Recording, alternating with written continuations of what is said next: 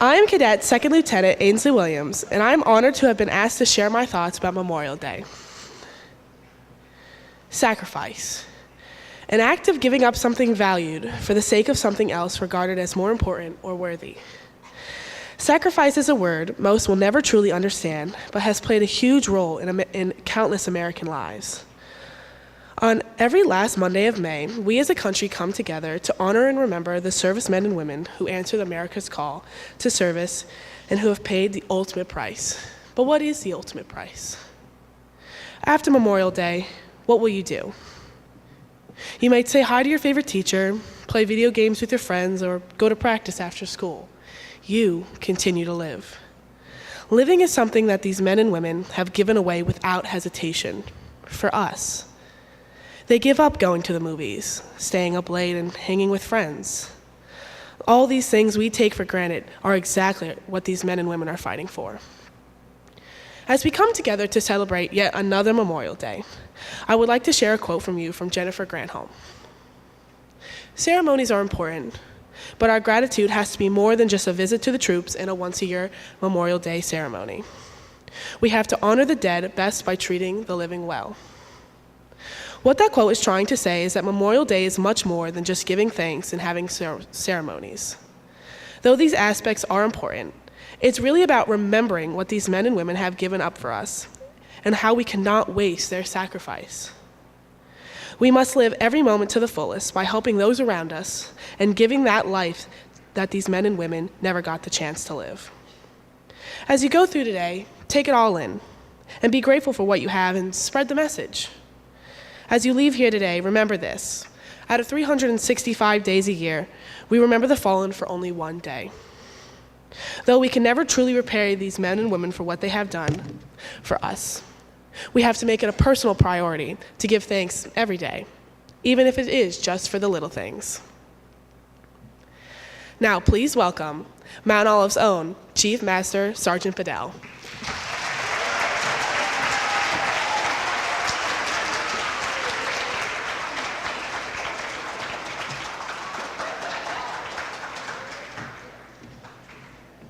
Let's hear it again for Ainsley Williams.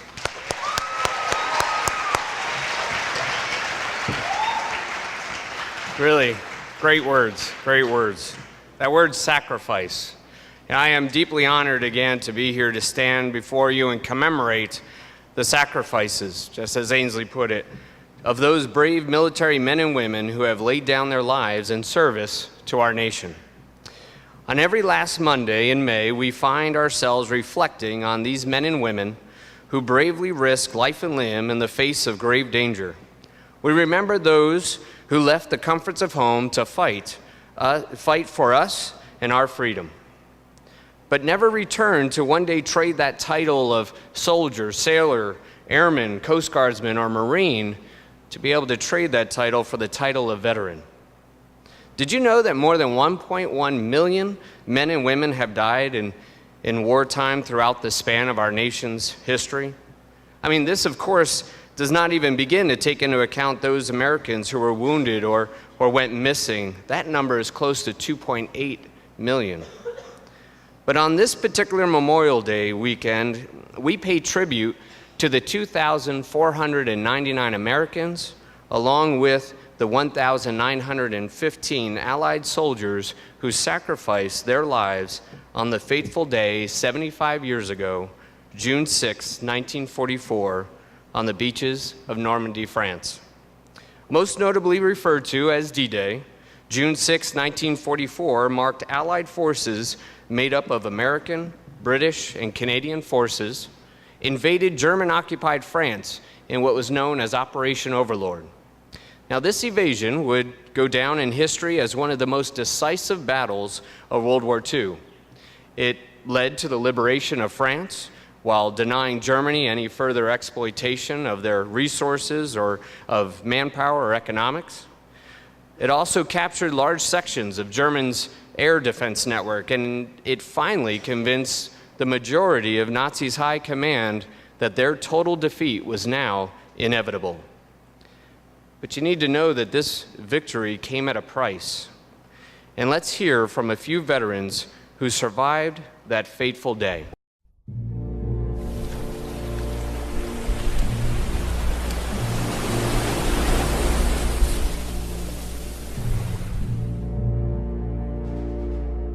The Germans were on the high ground shooting down on us. The Germans were in position, it was like shooting fish in a barrel. By the time we transferred to the Higgins boat, we were scared, we were sick, and that's how we came in. The instructions were, it does not make any difference if it's your brother, your uncle, your friend, your best friend, or anything about it. Once that ramp goes down and you hit the water, or you hit land, you start running and you don't stop running until you get out over the burn. The guys were coming off the landing craft and being shot. It was a mess. We hit that water, you jumped over the boat, they were shooting at you. A lot of the guys jumped over the sides of the boat. Anybody tells you they was not scared to death is lying to you. They're trying to make a good picture out of it. It's not a good picture. It's a dirty picture. It's hell on wheels. They were going to call the invasion off because we lost 5,000 men. 5,000 men. And they didn't have a chance. They couldn't get a rifle up out of the water and return the fire, and they were in pillboxes anyway. I got a silver dollar that my mother gave me for my 12th birthday, and I carried that with me all the time. When I hit the beach, that was in my hand, and my hand was jammed in my pocket. But that was close enough to get hold of. That and the little boy riding on my shoulder. And I firmly believed that, I did not do all these things myself, but I had to help. Many a time I've heard him whisper in my ear. Over 5,000 Allied soldiers lost their lives in the Normandy landings, and an additional 10,000 were wounded. Countless acts of valor, bravery, and sacrifice took place on the beaches, but many have been lost to time. Now, 74 years after the landings at Omaha, Utah, Gold, Juneau, and Sword beaches, it is crucial that the stories of the few remaining survivors are told. Visit ddayremembered.com to hear stories of the brave men who fought this bloody battle and paved the way for the liberation of Europe.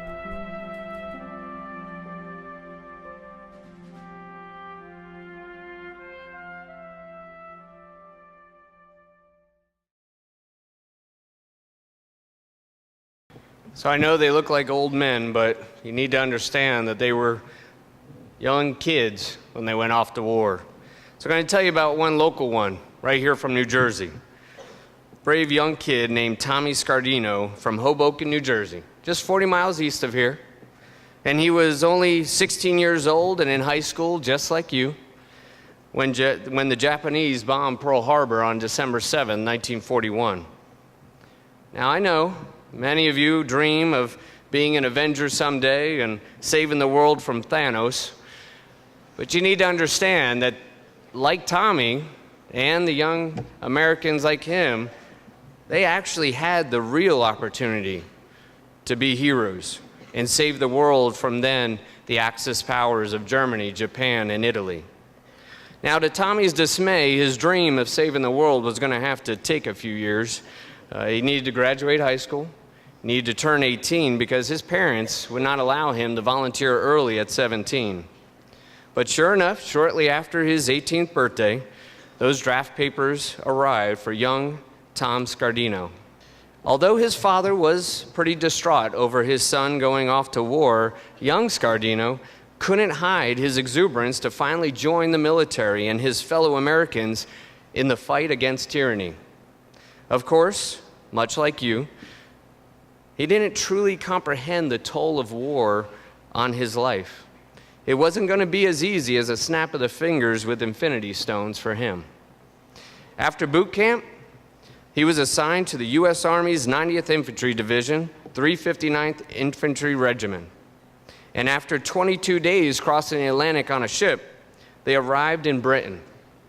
For 2 months, his unit trained, and on June 1st, 1944, Tom Scardino and his unit boarded a ship en route to Normandy, France, where he will finally have his chance to fulfill his dream of being a hero. On the 6th day of being on the boat, they all climbed down ropes into small landing crafts that would deliver them to the beaches for the assault. There were 42 soldiers crammed into Tom's landing craft. It was deathly silent as they approached the shores of Normandy.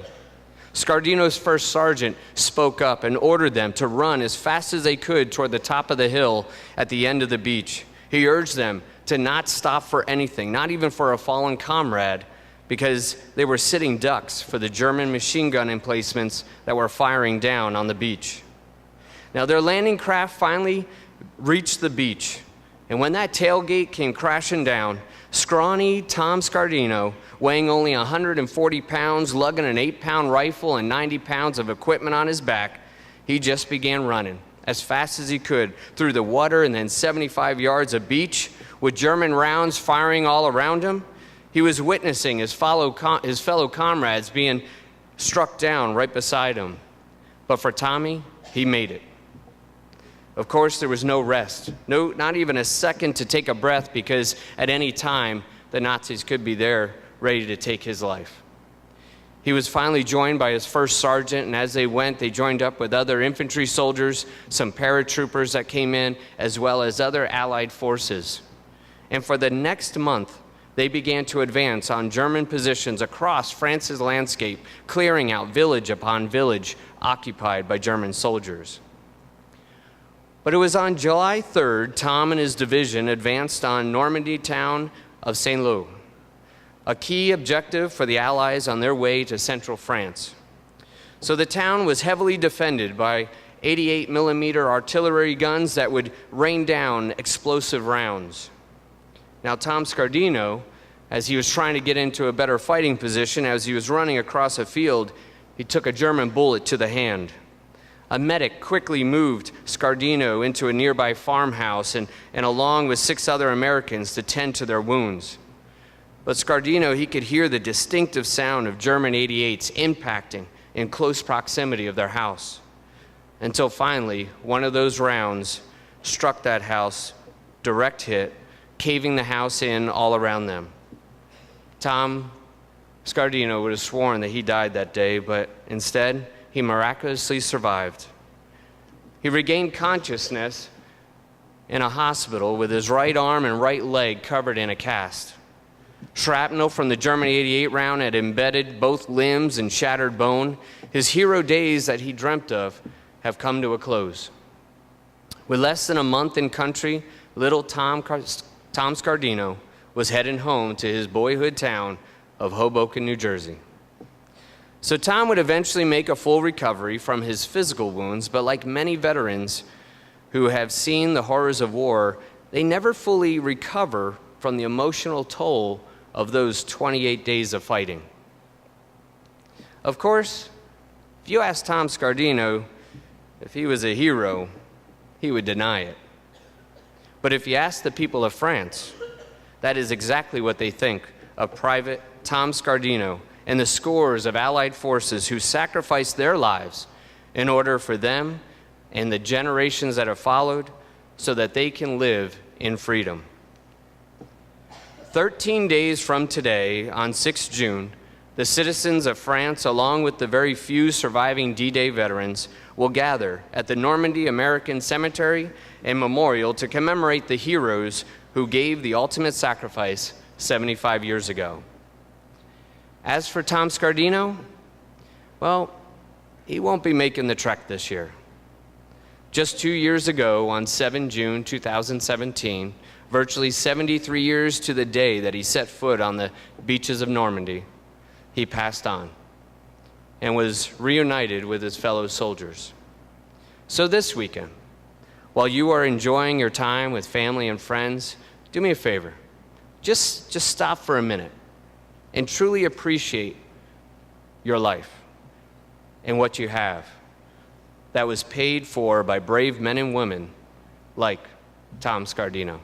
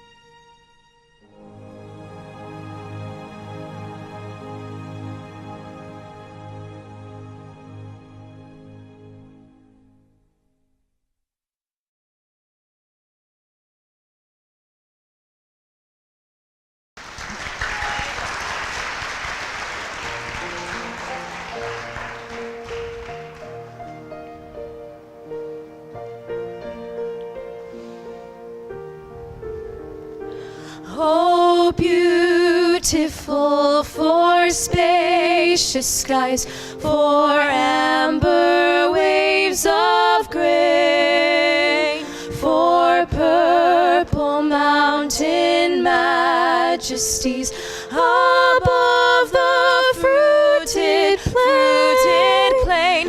America, America, God shed his grace on thee, and crown thy good with brotherhood from sea to shining sea. Oh, beautiful for heroes, proved in liberating strife, who more than self their country loved, and mercy more than life. America, America, may God thy gold refine, till all success be nobleness, and every gain divine.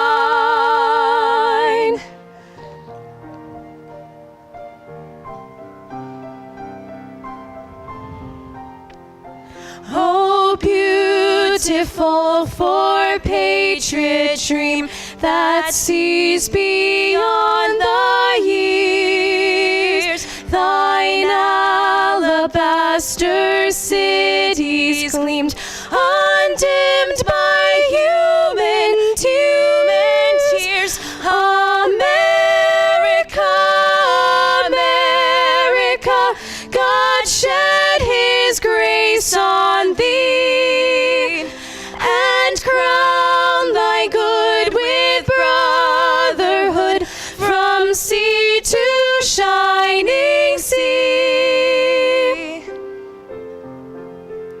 From sea to shining sea, America.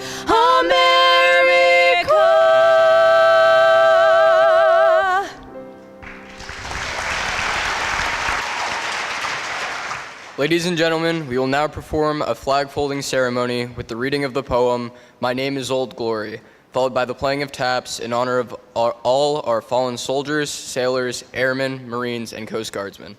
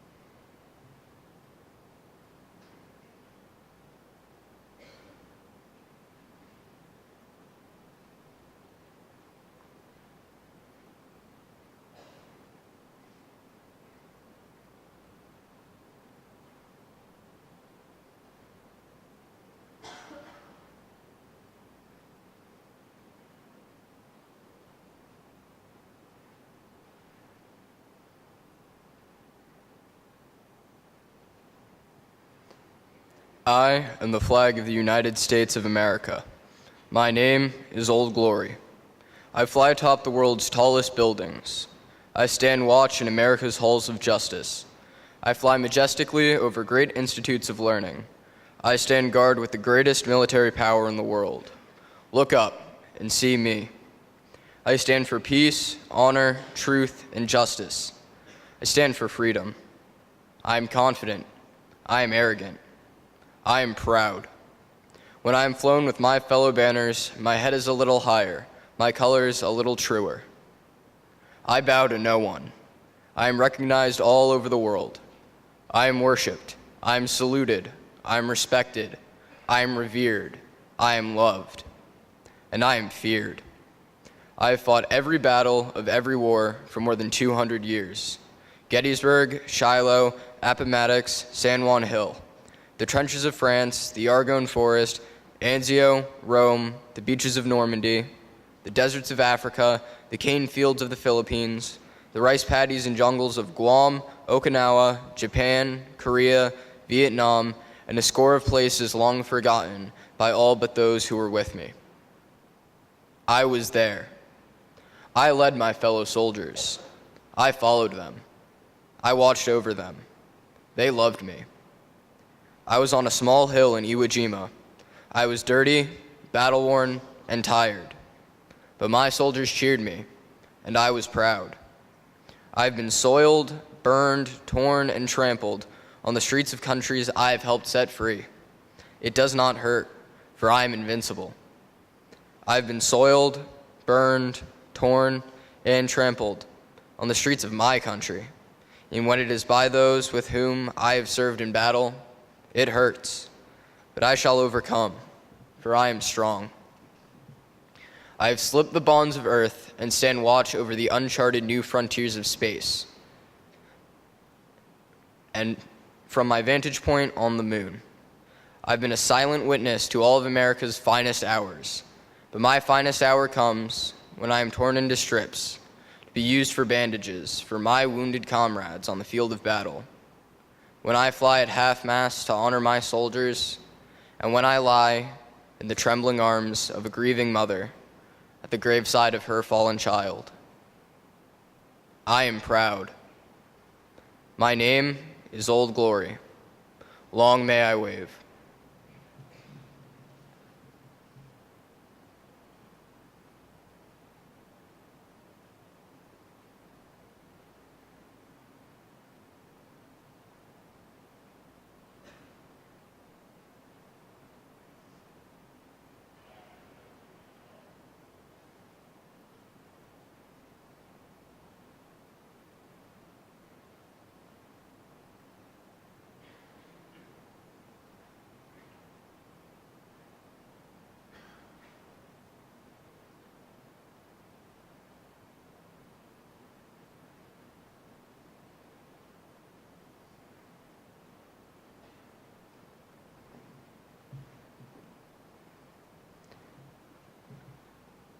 Ladies and gentlemen, please stand for the playing of taps.